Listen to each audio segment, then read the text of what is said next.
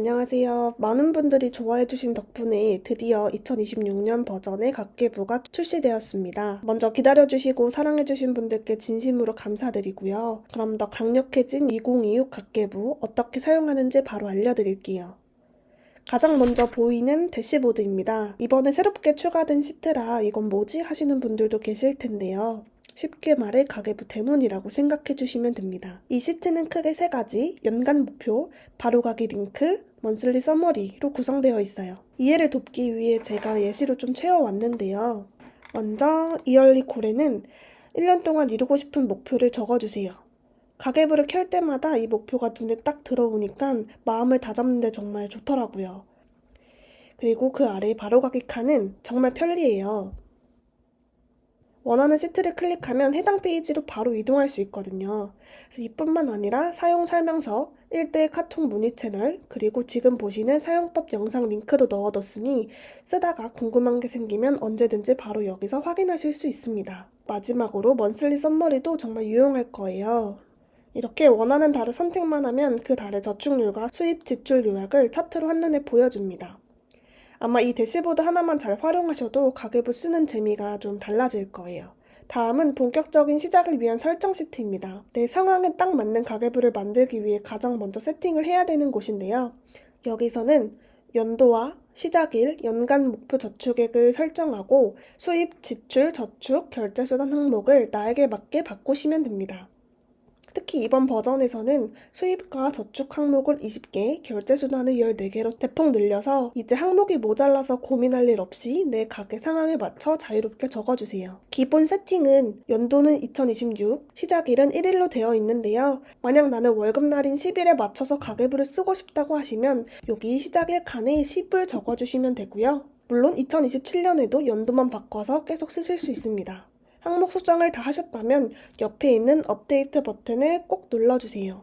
그래야 변경한 내용이 모든 시트에 쫙 반영됩니다. 다음으로 정말 편리한 고정 내역 시트에 대해 설명해 드릴게요. 정기 월급, 정기 저축, 정기 고정비처럼 매달 똑같이 들어오고 나가는 돈 매번 입력하기 귀찮으셨죠? 이 시트에 딱 한 번만 입력을 해두면 월간 시트에서는 고정 내역 불러오기 버튼 하나로 내역을 싹 불러올 수 있습니다. 이번에 업그레이드된 4가지 기능도 소개해드릴게요. 먼저 세부사항과 비고 연동인데요. 이제 금액뿐만 아니라 세부사항과 비고에 적은 메모까지도 그대로 불러와줍니다. 두 번째로는 스마트한 휴일 옵션인데요. 이게 진짜 대박 기능이에요. 예를 들어 이체일이 주말이거나 공휴일일 때가 있잖아요. 여기서 휴일 직전이나 휴일 직후 영업일을 선택해두면 가계부에 실제 돈이 빠져나가는 영업일 기준으로 날짜가 자동 입력됩니다. 예를 들어 18일이 일요일이다. 그러면 월급은 금요일인 직전 영업일인 16일에 들어올 거고 지출의 경우에는 보통 19일 월요일에 빠져나가겠죠.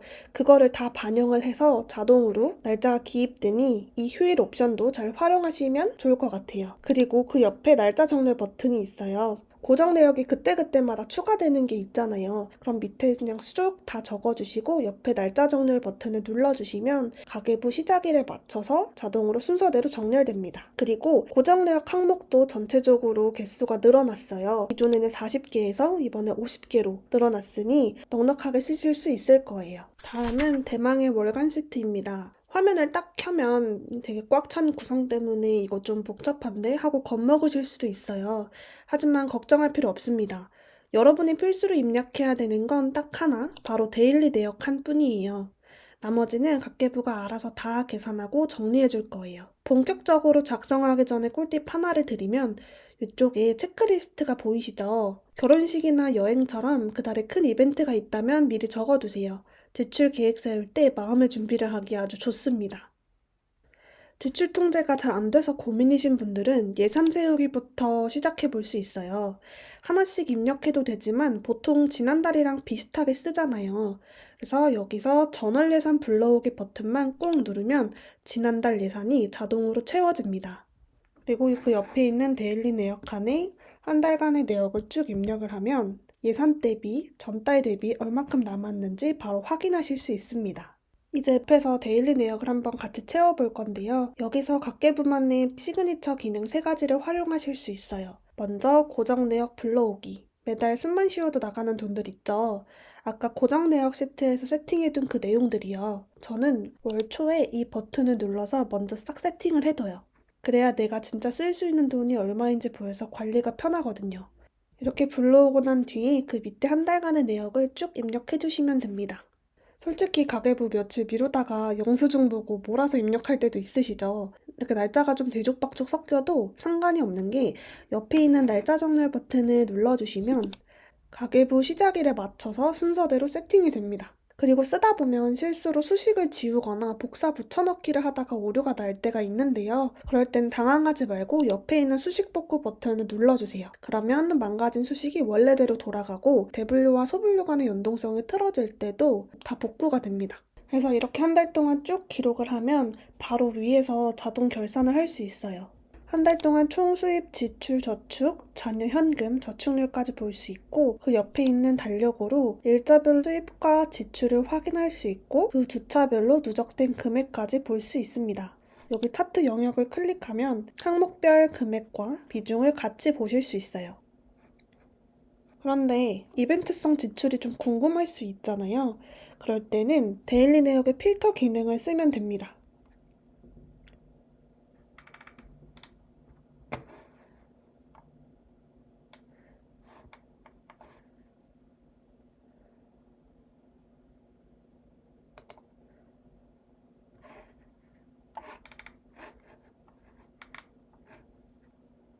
마찬가지로 2월 18일 날 유독 지출이 많았던 날이 좀 궁금하다. 그러면은 여기 밑으로 내려와서 이렇게 확인해 보실 수 있어요. 이렇게 매달 열심히 기록하고 연간 시트에서 1년치를 한 번에 모아볼 수 있어요. 여기서는 여러분이 따로 입력하실 게 전혀 없습니다. 매달 작성했던 월간 시트의 데이터가 자동으로 모여서 어디서도 구할 수 없는 나만의 머니 데이터를 확인할 수 있어요. 이 시트는 단순히 1년치 숫자를 더해놓은 결산 페이지가 아니에요. 사실 내가 1년 동안 돈을 어떻게 다뤘는지 내가 돈 관리를 얼마나 잘 해낼 수 있는 사람인지를 증명해주는 일종의 성적표? 거울 같은 거라고 생각해요. 저도 지금 5년 넘게 가계부를 사용하고 있는데 이거를 해마다 채워나가는 재미도 있는 것 같아요. 다시 본론으로 돌아가서 화면을 보시면 1년간의 수입, 저축, 지출 흐름을 직관적인 차트로 파악할 수 있고요. 그 옆에 도넛 차트를 통해서 설정 시트에서 입력했던 연간 목표 저축액을 얼마나 달성했는지 퍼센트로 바로 확인할 수 있습니다. 더 구체적으로 수입, 지출, 결제수단별 금액과 비중을 아래 도넛 차트에서 확인할 수 있고 단순히 월별 금액뿐만 아니라 월 평균, 1년치 합계까지 꼼꼼하게 다 확인하실 수 있어요. 여기서 꿀팁 하나를 드리면 표 옆에 마이너스 버튼이 있죠. 이게 바로 그룹화 기능인데요. 마이너스 버튼을 누르면 소분류가 가려져서 큰 카테고리만 볼 수 있고 플러스 버튼을 누르면 다시 상세 내역이 펼쳐져요. 그래서 대분류만 보고 싶다 하시면은 마이너스 버튼, 소분류도 다 한 번에 보고 싶다 하시면은 플러스 버튼을 눌러서 활용해 주시면 됩니다. 여기까지가 각계부의 기본 루틴이었는데요. 이 정도만 해도 사실 굉장히 훌륭하다고 생각하지만 여기서 끝이 아니에요. 이번에 새로운 버전을 준비하면서 가장 공들여 만들었다고 할 수 있는 할부 관리 시트에 대해서 한번 설명해 보도록 할게요. 이 시트는 단순히 할부 내역을 적어두는 메모장이 아니에요. 여기에 정보를 입력하면 매달 갚아야 할 날짜와 금액을 계산해서 월간 시트에 자동으로 채워주는 기능을 갖고 있어요. 어떤 걸 여기에 적어야 돼요 하는 분들을 위해 정리를 해드릴게요. 일시불로 긁었다. 그건 그냥 월간 시트 데일리 내역에 소비한 날짜 기준으로 바로 적어주세요. 그게 지출 통제에 훨씬 더 좋고요. 하지만 할부는 조금 다르죠. 미래에 내가 갚아야 할 빚들이잖아요. 이걸 매달 까먹지 않고 챙기려면 바로 이 할부 시트를 쓰시면 됩니다. 입력 방법도 어렵지 않아요. 대분류와 소분류 결제 수단은 설정 시트와 연동이 되어 있으니 선택만 하시면 되고요. 총 결제 금액과 할부 개월수를 입력해 주시면 됩니다. 여기서 한 가지 포인트를 말씀드리면 할부 시작 연도와 월인데요. 꼭 오래 산 물건이 아니어도 괜찮아요. 예를 들어서 2025년 1월에 36개월 할부로 가전을 샀다. 그러면 시작 연도에 2025 1호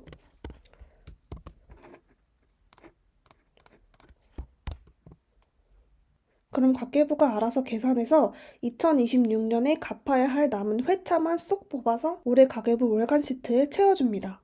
혹시 유이자 할부라면 연 이유를 적어주시고 부분 무이자라면 내가 이자를 내는 개월수만 숫자로 적어주시면 이게 다 반영이 돼서 그달 언제 얼만큼의 상환이 이뤄질지 확인할 수 있어요. 입력을 다 하셨으면 옆에 있는 시트 적용 버튼을 눌러주세요. 월간 시트에 다 반영이 되면 이렇게 반영 완료 체크칸에 표시가 될 거예요.